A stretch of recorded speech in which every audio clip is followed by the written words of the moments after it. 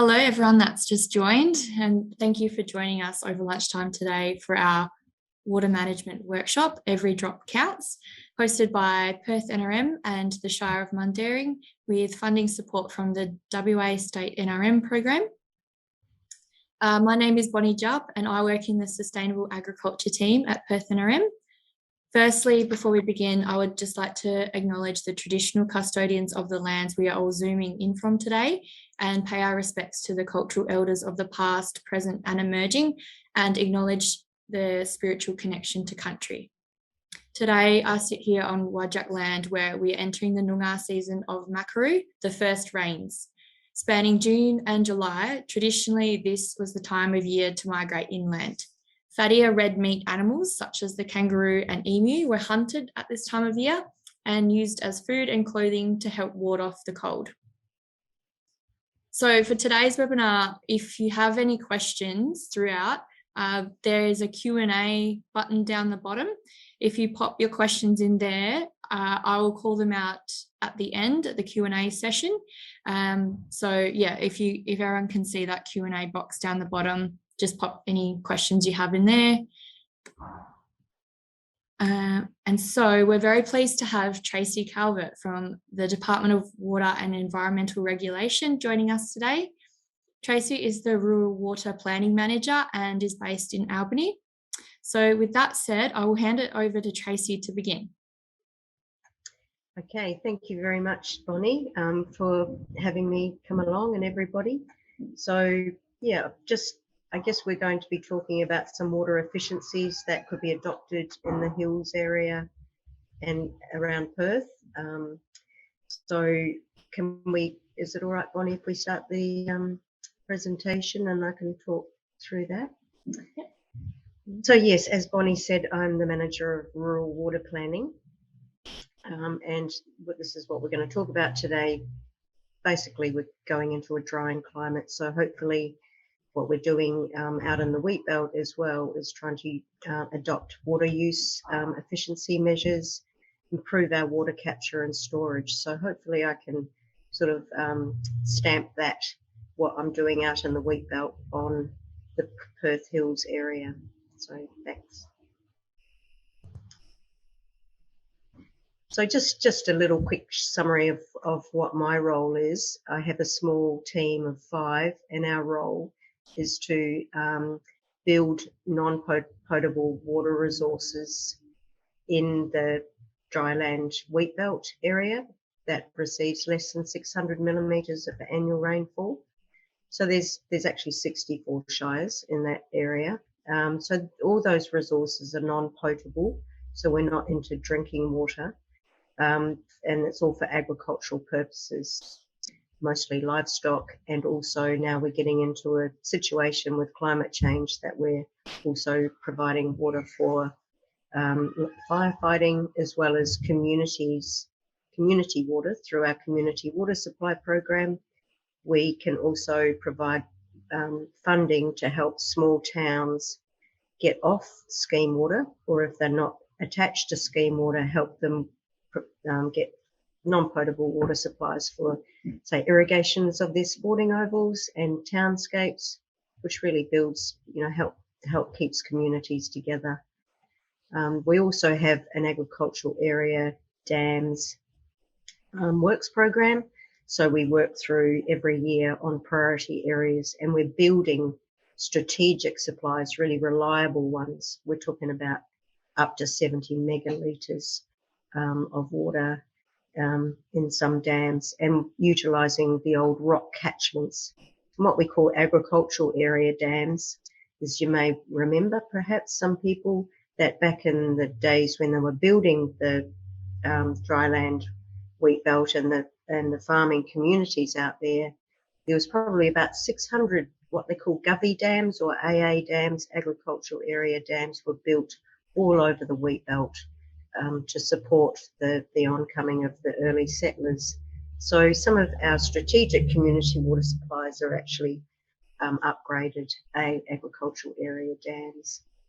So we also, as you might have heard, since 2018, we've had very dry conditions out in the wheat belt, and much of the Southwest Land Division, and we also manage water deficiency declarations, which is to assist for emergency livestock drinking water. So this slide is just to give you some idea out there. You can see up there before we desilted the dam. This is Cuffy's Dam in the Lake Grace Shire, and we got contractors in. You could see that it was badly silted up. So after desilting and after some rainfall, those dams filled up, and we also established or put in the 250 kilolitre tank and solar pump, so the farmers and firefighters can just pull up to that tank and take the water for their farm needs. And just before we go on, here's another one, Tommy's Dam in Lake Grace, very badly desilted up, and we've enlarged that dam now, so it's probably around about 25 megalitres. And once again, it's got the solar pump and tank and a good truck turnaround. So that's the type of work that I do in my role. So just to give you a little bit of a picture or a bit of a lookout, I mean, these maps, you can go into BOM, and there's actually a poster that goes right back to even before the 1970s. But I guess the red is showing that, with below, well, white down to the red is well below average rainfall. And you can see, can't point at it, but you can see the area where Perth is in the southwest. Even from 2000, you could see everything else in the country basically had rain. That's all blue, but the very corner around Perth and down south. So the trend is that we are sort of sitting on a bit of a below average rainfall on most years. And you can see 2019, basically the whole country was in drought. So the bigger picture there shows the deciles, which is the rainfall range, whether it be above or below average. And you can see that from June 2018 to May just past, we're still sitting in a below average rainfall for those years. So that means we need to start looking at water efficiency measures. So I didn't capture everything that we're going to talk about today on this slide, but yeah, basically we're going to look at water capture options, your water demands, and talk about some water efficiency measures that we can adopt even in our small gardens, bigger plots and farmlands. There are some differences between the wheat belt and the Perth Hills, but I'll touch on that soon. So basically, when we want to sort of start, I guess, preparing ourselves for dry conditions, and for, even if you'd bought a farm, you could what do you need to do to build it up? So you've got to look at what are your options. So water capture and storage is the big thing. Everything is around water. So there's an option. If you've got a big enough property or enough land, you could go into the dam building. So yeah, dams in this day and age, nice, reasonably deep dams are optimal, because that reduces the evaporation. And then you've got the catchment as well. I'm thinking on some hobby farms and so on that small sumps would also suffice as well with catchments. Especially in the wheat belt, but everywhere, closed storage is always the way to go. In the wheat belt anyway, the evaporation rates are very high, and you'll probably lose about 1.5 metres of water off your dam, which is quite a substantial amount of water. So we are trying to adopt some sort of evaporation measures there. And we're always looking at roof catchments. And then in roof catchments, you might have your sheds or your house. It's what we're doing in the wheat belt is promoting farmers with their machinery sheds, and we're also working with CBH now. So we're putting gutters on their big CBH facilities, and also using their roaded bitumised catchments on their CBH facilities. So in those types of catchments, there's no issues with runoff. So what they call the runoff coefficient means that the water will run in very low rainfall events. So that's a positive with using roofs and also roads. So when I come down to the catchments at the bottom of the slide, I've also added roads as an option. So somewhere in the Perth Hills, maybe with the sloping roads, you could talk to your local shires and so on to perhaps take some of the roadside drainage off and use that as your catchment. And if you sort of space poor, then that can be a good idea as well. There's those pictures of the catchments down there. There's one on the very corner, which is like a grade bank catchment. We've gone away from those grade bank catchments now, and you can see the picture next to it, which is just a flat, graded, compacted catchment. That's kind of way we're going now, because of the water movement is more direct into the dam. And of course, there's the option of bores and groundwater if your salinities are okay, and that's a good option. I must say, though, I guess in the Perth Hills, we were looking at fractured rock systems. So the water, underground water in those systems is what falls on the ground is what you've got. So if you had a series of dry years, you would have to be a little bit careful about the rate of pumping out of those aquifers without depleting them, so they're not infinite in any means. So there's some ideas about water capture and storage, and there's a whole lot of things. I guess I did a little bit of research, I suppose, into different, I said innovations, I suppose, the permaculture sort of train, and what came up,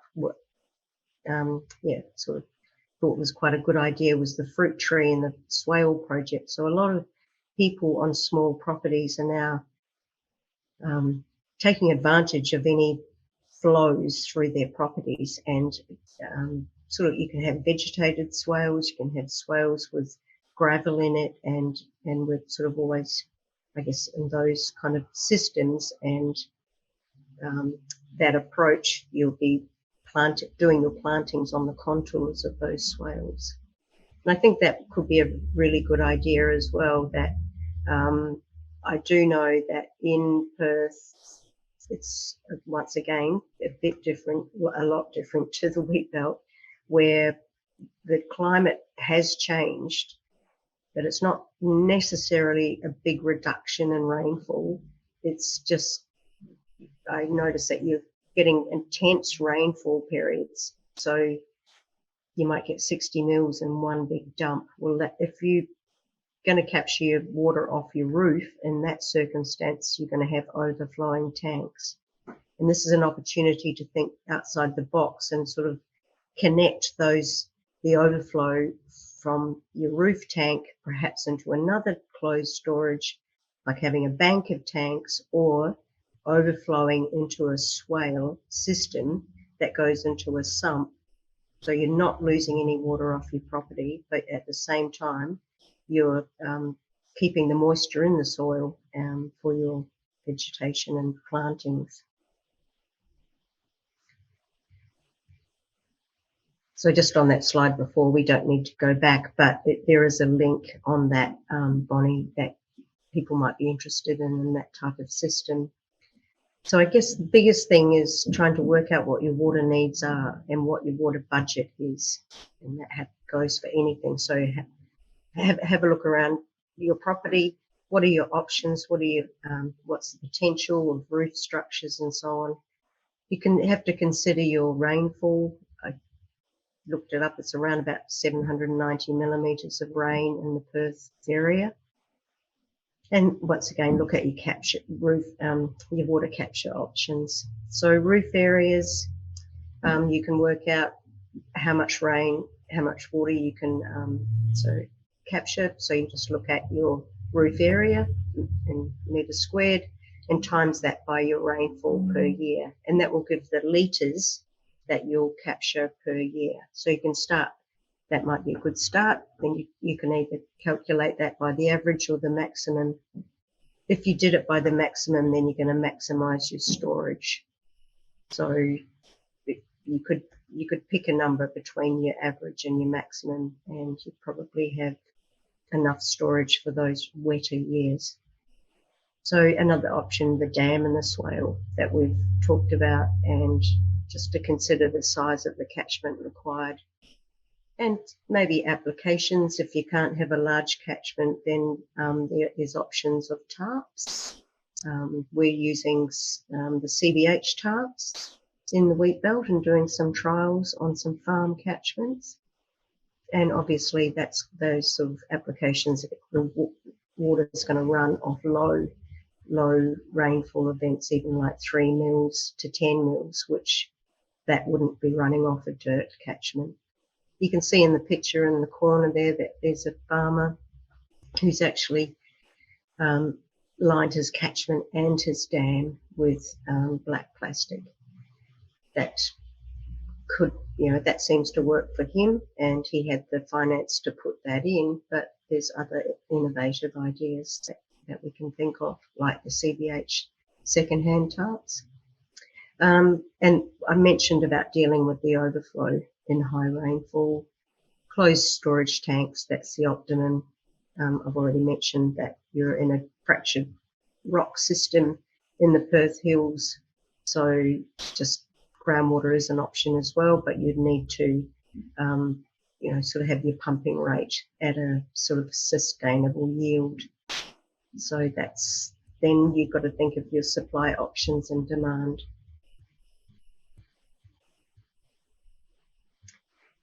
So once you keep working out what water needs, what your water needs. So we've gone through that. So just, this is a repeat of the last slide, but just at the bottom, you can see a little bit of how to work out your dam dimensions. So you're looking at your volume in cubic meters and your surface area, which is your surface area, and your depth. And then it's multiplied by a coefficient of 0.4, and that accounts for the fact that a dam isn't a square, it's more like a wedge.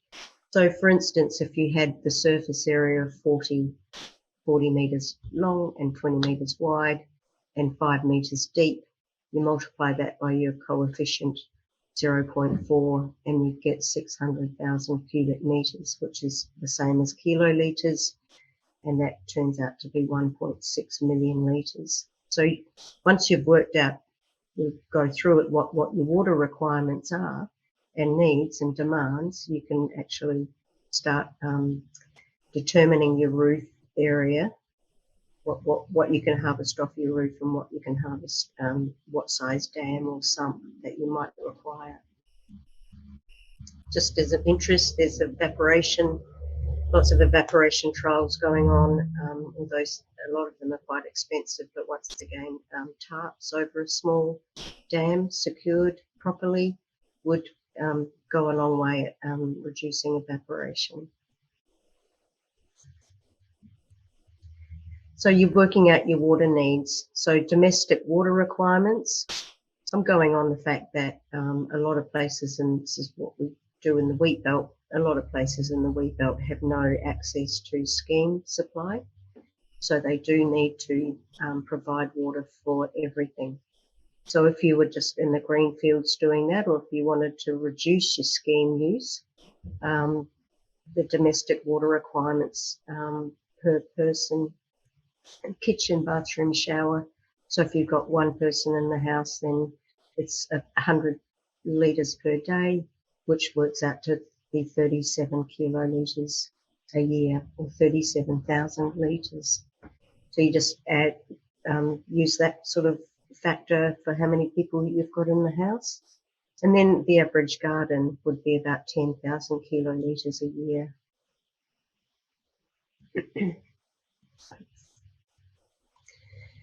So this is what we do in the wheat belt as well, which you can do in the Perth Hills and anywhere really. So working out your water needs. Now, so you've got your livestock there, cattle, deer, goats, pigs, poultry and sheep. So you go, okay, well, what's their drinking rate per day? The benchmark drinking rate. So a cow will drink about 70 litres per day. And there's the boar or a dry sour, so she's not pregnant, 15. And then the sow with the litters, 45. So you can work that type of thing out now.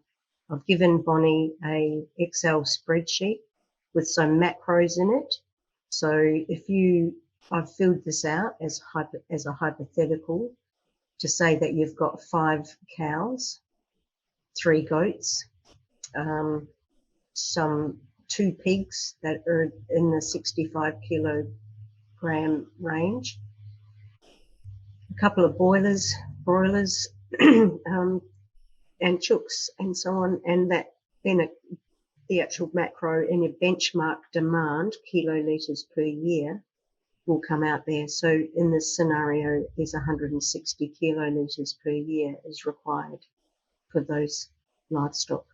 So that's a simple, quick way to be able to work out what your needs are as far as livestock go.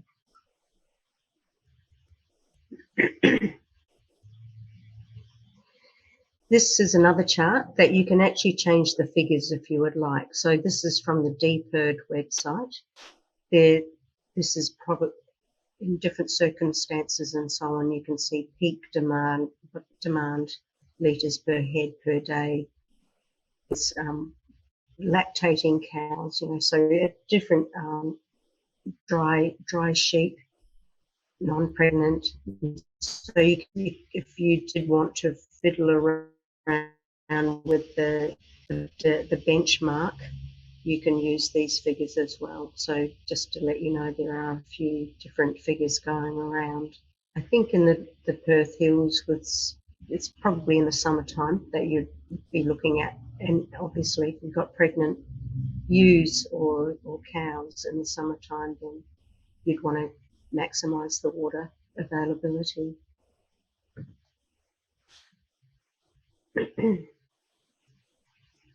So although a DPERD representative couldn't be here today, and this isn't my area of expertise, but I have gleaned some information from them.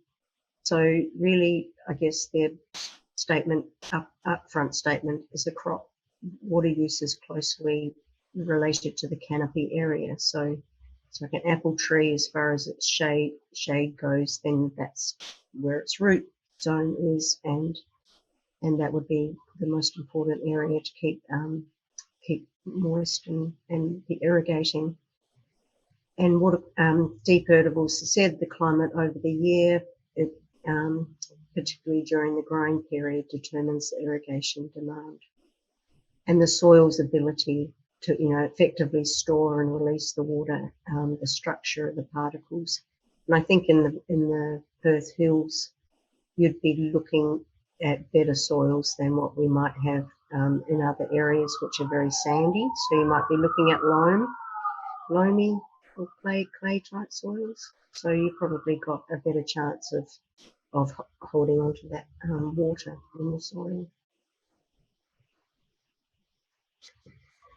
So once again, some information. So just the little graph on the side just shows you, I guess, what type of soil you're in, and you can see right on the bottom end of the scale is your sand, and you know that when you pour water into sand, it basically goes straight through, and then you're going right up to the clay, and we obviously know that clay is a good holds water better. So it's good to understand your soils then, in order to know what water regime you have, and maybe what kind of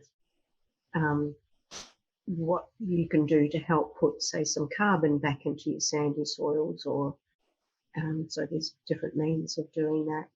I've just plucked out there, I don't, there possibly is a list from DPERD horticultural area, but you can see there are lists of water requirements per day. So if you're growing avocados, for instance, it shows you the litres that you require per week. So I'm sure there's other charts around that would show that for other vegetables and so on. Just, I guess I'm cleaning over some water-wise tips for planting. So some of it's practical. So there are mulching. Mulching is always going to reduce your evaporation from the ground. The mulch actually also helps put some carbon back into your soils and gives you a better quality soil. The reduction of runoff by planting on the contours that I've not mentioned within those previous slides. Another option is hydroponics, which is a recycling system, but I guess that needs a little bit of homework on how hydroponics actually works and to make it safe. A lot of the things that the horticultural industry does now is netting, and there's different shade cloths. Growing in greenhouses is also another way of reducing water. And I put solar panels in there because I have heard of a horticulture who's now put up some solar panels with some gaps between over the top of his tomato plantation or crops, and he's actually harvesting the water off the solar panels as well as producing his own power, and those solar panels are creating enough shade, especially in the hot months when the tomatoes are ripening. So there's some really good innovative ideas that we can come up with to create some shade, but let some light in and reduce the evaporation and water needs. Of course, the correct irrigation systems would be required. So a lot of people do that drip type of irrigation, subsurface, anything to stop and help stop evaporation. And of course, I believe that your irrigation scheduling, so when and that type of thing, you could glean from the website that's on there and perhaps get in touch with the horticultural team in DPERD. I put a few little pictures on the bottom there about types of mulches. You can even put rocks around the base of the tree, usually going out to the canopy. You can see that there's some shade cloth options as well as mulch in different forms. So there's quite a few options there. So that's basically the end of my talk, but there are some websites of interest. So the first one is the Australian Irrigation Australia. They are all over Australia, but they have some base in Perth. They will do training on different types of irrigation, and then the website underneath that also talks a lot about water-wise practices as far as irrigation goes.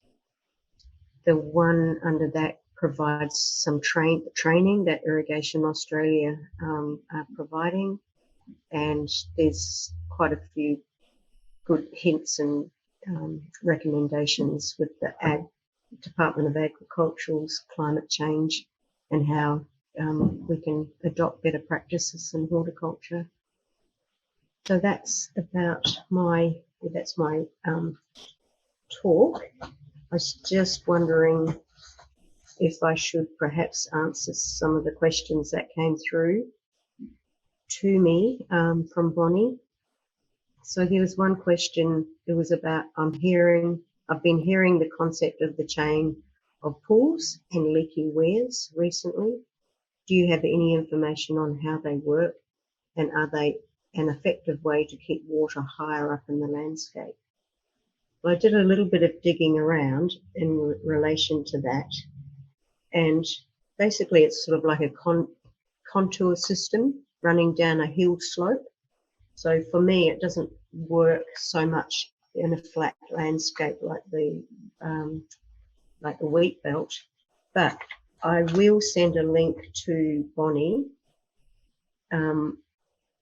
because the Ag Department has set UWA on having a bit of a review about it.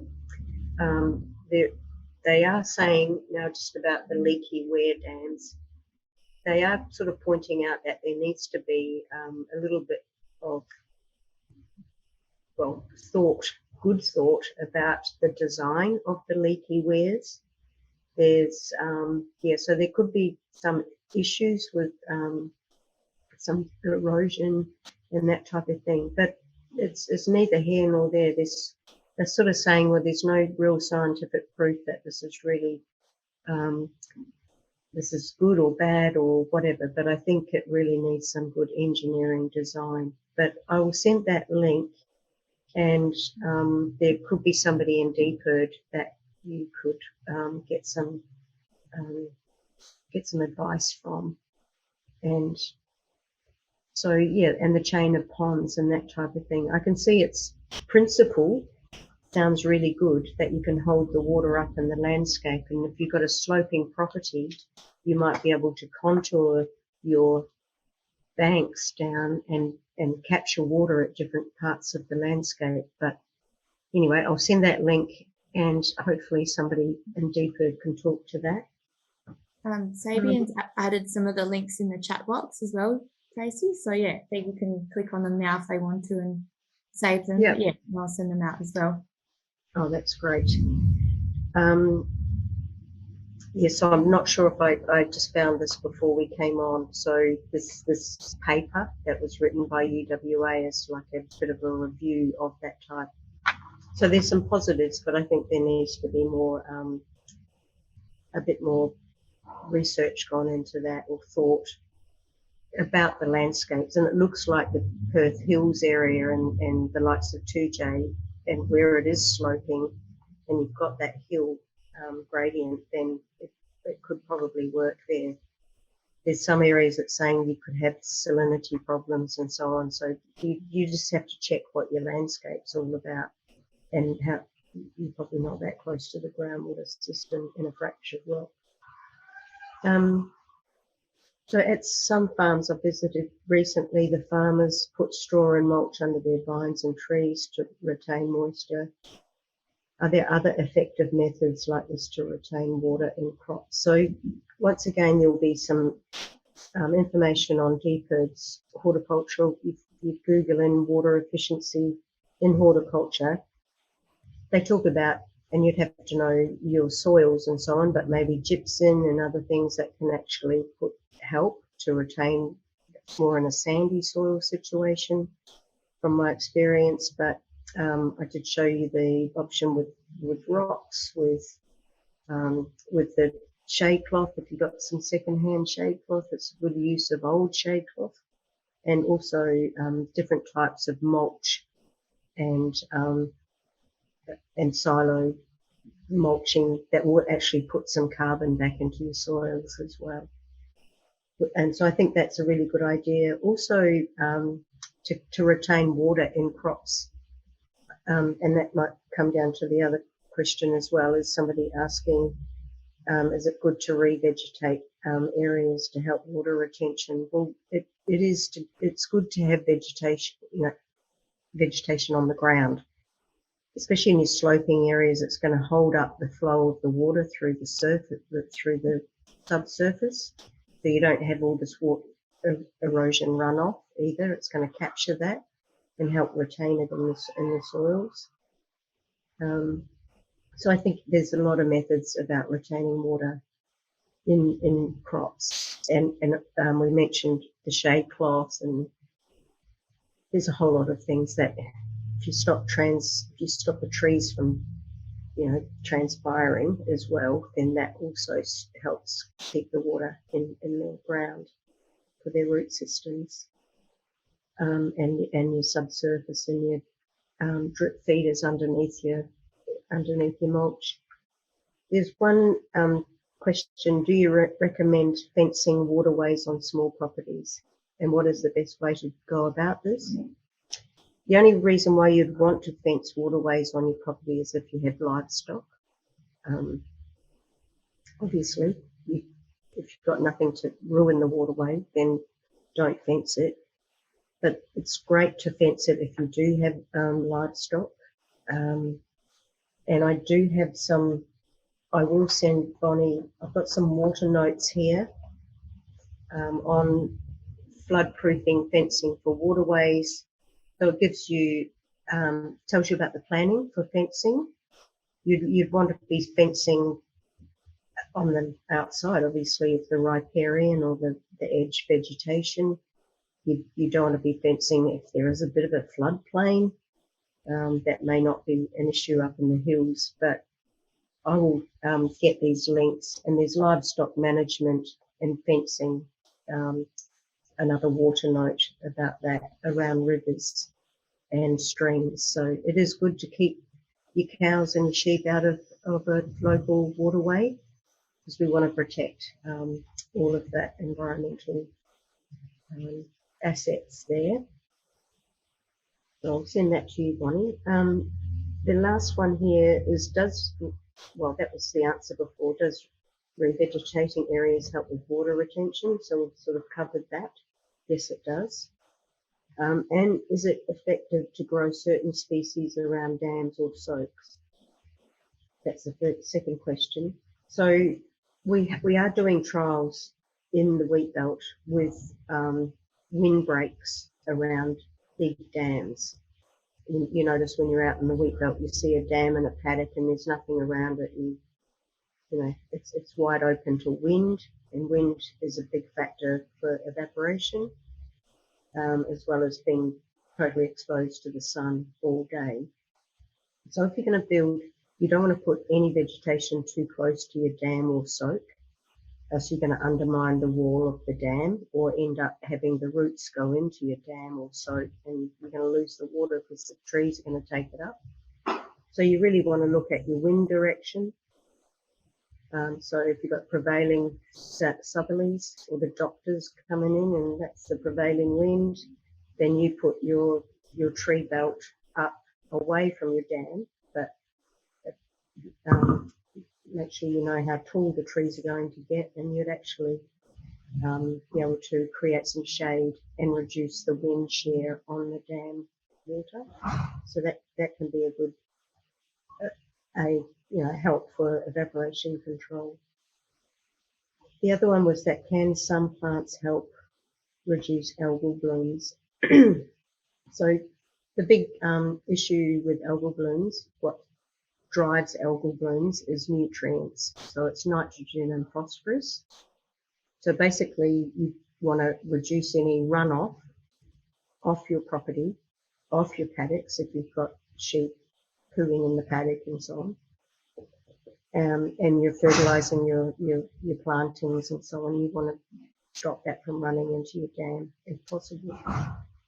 You want to keep your livestock out of the dam. You don't want them in there tramping around in it, pooing in it, so you're creating nutrients. So if you do have a dam or a soak for livestock, you would want to pump it out, and maybe if you have set up a small 50 kilolitre tank, you can always have this closed storage as well as have a trough or something off site. So maybe fencing that dam might be the best thing to do. So those two things reduce your nutrient load. You don't want, and also the sheep and cows in it will be stirring up the sediments and bringing out nutrients out of the sediment. As far as plantings, the best thing is something that's going to float on the top of your dam. And there has been suggestions of things like watercress. which you'd probably eat or feed it to the chooks, that type of thing. And lilies, your lilies. I don't know if we've got too many native lilies down here, but anyway, they're not kind of too weedy, but anything that's going to create some shade, that's the basic thing. People have talked about duckweed, and I do know that, when duckweed's going to die, or that other lima or whatever, I can't quite remember the name, but it goes pink when it's about to die. That's when you'll need to harvest that, because that duckweed does boom and bust. And if you don't harvest it, then it's going to be a nutrient, provide nutrients in the water for an algal bloom. So those are the main things. If you do have your trees up in your windbreak and so on, the shading will also help reduce the warmth in the water. And but at the same time, some waters that are stagnant and too sheltered are sort of exposed to an algal bloom situation. So sometimes the wind on top of you, a little breeze or something, that's going to stir your water up. Not like a egg beater, but just to break up the temperature differences from the surface to the bottom. So that's what I can suggest for those questions. Thanks, Tracy. Great. If anyone does have any more questions, just pop them in the Q&A box down the bottom. We do have a couple more questions. So one is from John Hicks. I just had a query about the comment you made about 1.5 metre evaporation. Is this understated in the wheat belt?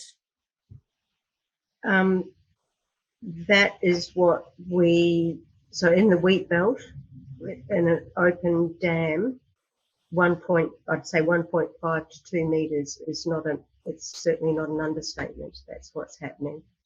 So in the, yes, that's where farmers have been called short in 2018-19, when they had a reasonable year, and we ended up in a water deficiency declaration in some areas in the summer of 2019, because the farmers thought their dams were full and they desilted, and then they found that it was full of silt. So that, but yes, we had seen that type of 1.5 metres is a lot of water to evaporate. So we're hoping that we can do some trialling with CDH tarps. I must say that DPIRD, Murdoch University, UWA and Water Corporation are all doing a lot of study at the moment that we're supporting with some demonstration sites, using different applications of catchment runoff. So Water Corporation are putting high, very expensive drinking water approved plastic on their drinking water dams, and they've also got some evaporation ball type things on their dams at Wellstead, that UWA are doing all the studies on the effectiveness of different types of applications. So hopefully we can reduce evaporation. Yeah. And I like the comment you made about being creative, like with the changing rainfall patterns too, like using the swales or the solar panels as well to try and capture some of that water. Yeah. So that's, yes, I guess if you're going to go, you might not want to be on the grid, and you might want to have that small lifestyle property that you want to be self-sufficient. The placement of your solar panels can be quite creative. Yeah. One more question from Ingrid, just asking if there are any grants for landholders to help with water efficiency.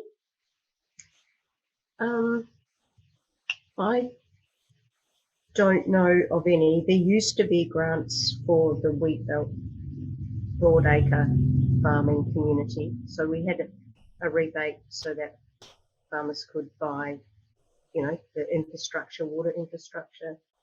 That went through from the late 80s right through to 2018. And then we ran a Commonwealth rebate scheme, but obviously they had to be broadacre farmers in that sense.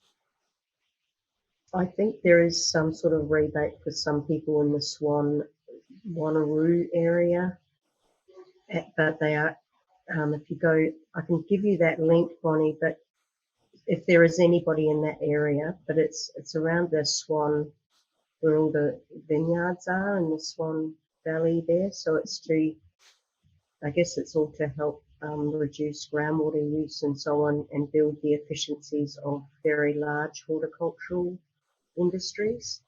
So I do know there's that scheme that's going or been extended.